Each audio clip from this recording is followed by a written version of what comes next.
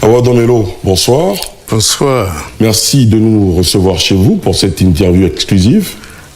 C'est moi qui vous dis merci pour l'occasion que vous m'offrez pour m'exprimer sur ma candidature. Merci beaucoup. Alors, comme indiqué sur la short list des candidatures retenues par le Conseil constitutionnel, vous y figurez. On avait au départ 60 candidatures, 55 ont été rejetées, 5 retenues, dont vous. Comment vous vous sentez aujourd'hui, à 20 jours de ce scrutin? Je me sens dans la peau de quelqu'un qui est prêt à affronter l'électorat et qui est prêt à proposer ses idées. Parce que nous sommes à une période importante de l'histoire de la Côte d'Ivoire et de l'Afrique et du monde en général, où les idées sont en train de se renouveler. Et il est important que nous autres, on puisse apporter ces idées-là aux Ivoiriens pour que finalement ils soient éclairés des enjeux actuels et futurs de notre planète. Et c'est justement pour évoquer ces idées que nous sommes là ce soir. Mais avant, je souhaite que l'on parle un peu du contexte politique actuel. Le 16 septembre dernier, dans une déclaration, vous confiez votre candidature à 3 fortes personnalités de la Côte d'Ivoire. Votre camarade, le président Laurent Gbagbo, au président du PDCI-RDA Tidiane Thiam, avec qui vous avez beaucoup de similitudes dans le parcours académique et professionnel. Et enfin, au président du FPI, Pascal Affi-N'Guessan. De ces 3, une réaction plus ou moins officielle a été retenue, celle de Maître Blessi Chrysostome, porte-parole du PDCI-RDA, qui disait en substance « Nous n'acceptons pas cette main tendue d'Awa Domelo parce que nous sommes loin de l'axe de l'Est. » Les autres n'ont pas répondu officiellement. Qu'est-ce que cela vous fait d'entendre ça? Vous savez, ça me fait rire parce que le PDCI-RDA a été créé par l'axe de l'Est. C'est dans le cadre de l'internationale communiste que des syndicats ont été initiés et créés en Côte d'Ivoire. Et c'est dans le cadre toujours de l'internationale communiste que le PDCI avait été créé avec à sa tête un communiste. Donc le vent d'Est, il a soufflé sur le PDCI-RDA.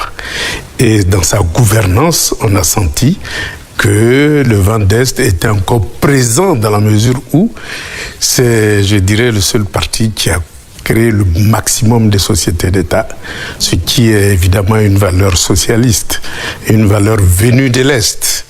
Et donc, lorsqu'on ignore plus ou moins ce passé, qui est récent, parce que les indépendances, il n'y a pas longtemps, eh bien, il faut se poser la question. Moi, je considère que le PDCI est un parti qui a commencé à l'Est et qui, parfois, se positionne aujourd'hui plus ou moins au centre, mais certainement pas sur l'échiquier de droite. Depuis que votre candidature a été retenue, est-ce que vous avez pris langue, vous avez échangé avec le président du PDCI-RDA? Je n'en parlerai pas sur ce plateau.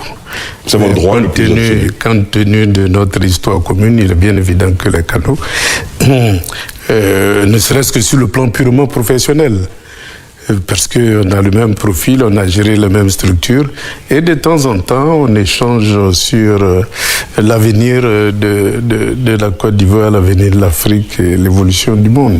Votre famille originelle, vous avez confié, je l'ai dit, votre candidature au président Laurent Gbagbo, qui est votre camarade de lutte, au président Pascal Affi-N'Guessan. Est-ce que de ces deux côtés, vous avez eu des retours? Bien, ils ont jugé utile de ne pas répondre ou de répondre d'une manière négative. Mais ce qu'ils oublient, c'est que aussi bien le FPI que le PPACI, c'est des fronts. Moi, je suis arrivé au FPI pas seul.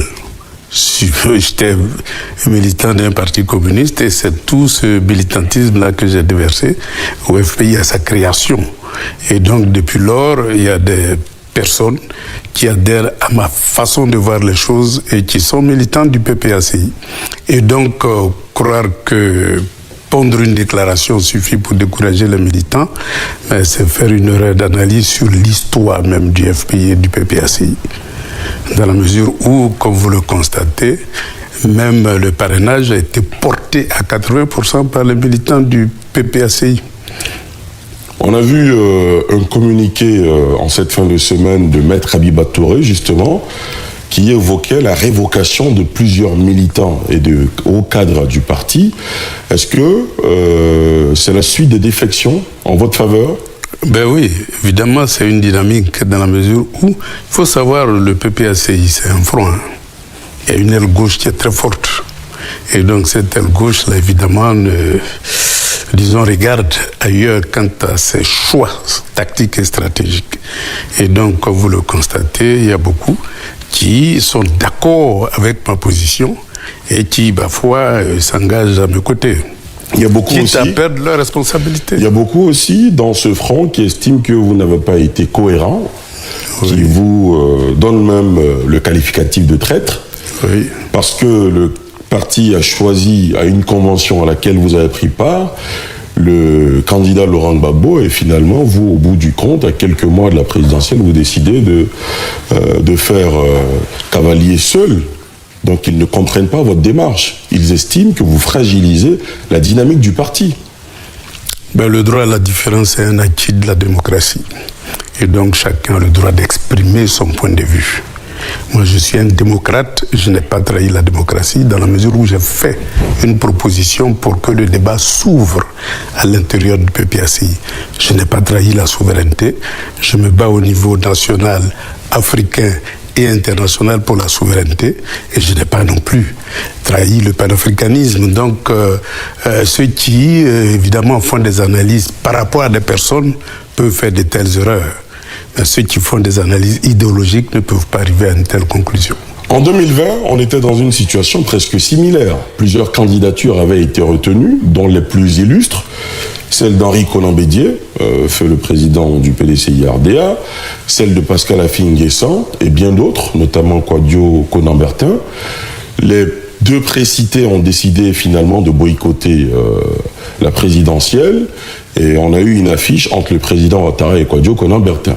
Certains se disent, Awadon Melo, s'il n'a pas le soutien de Laurent Gbagbo, de Tidiane Thiam ou encore de Pascal Affi-N'Guessan, il se retirerait avant le 25 octobre. Comment vous réagissez? Vous savez, le deuxième parti le plus puissant, c'est les indépendants. Si vous vous référez aux élections locales, vous verrez que c'est les indépendants qui ont ravi la première place dans l'opposition.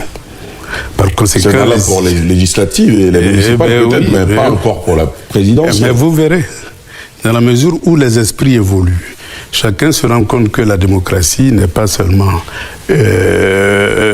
la propriété des partis politiques, mais que chaque citoyen est libre de faire ses choix en fonction de ses analyses. Moi, je parcours la Côte d'Ivoire, je vais un peu partout, je vois comment les Ivoiriens réagissent.